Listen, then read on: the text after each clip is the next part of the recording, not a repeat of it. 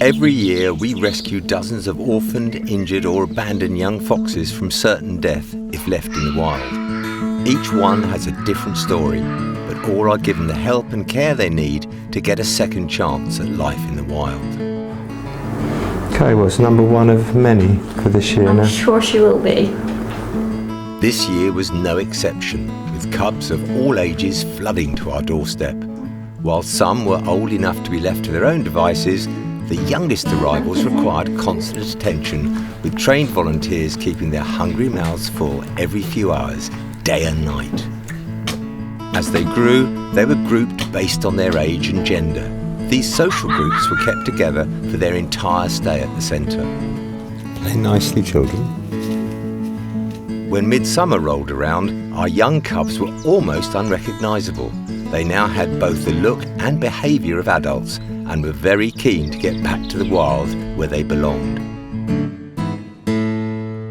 Once old enough to make their own way in the world, the young foxes were collected from their pen, ready to be transported to their new home. Okay, so I have 2 here. Vale, so that's 1. We have 9 to go. Before they could make their way in the wild, the foxes were let loose in one of our soft release pens. This allowed them to gradually get used to the sights, smells and neighbours waiting for them in the wild before being released. But it's not alive in that one. Yeah. 6 in this one. Hey babies, look. Freedom. Sweethearts, look. Come on. Come on.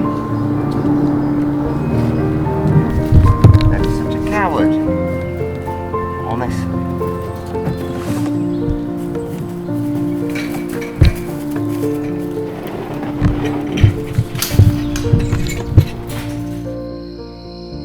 After just a few hours, they had already attracted visitors. Once a few weeks had passed, the doors were finally opened for the last time, and after months of hard work, our youngsters were free at last.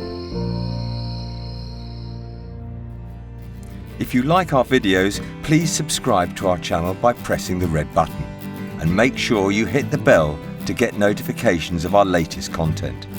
If you want to help us save wildlife, please donate. Every £1 you give will help us to save more wildlife.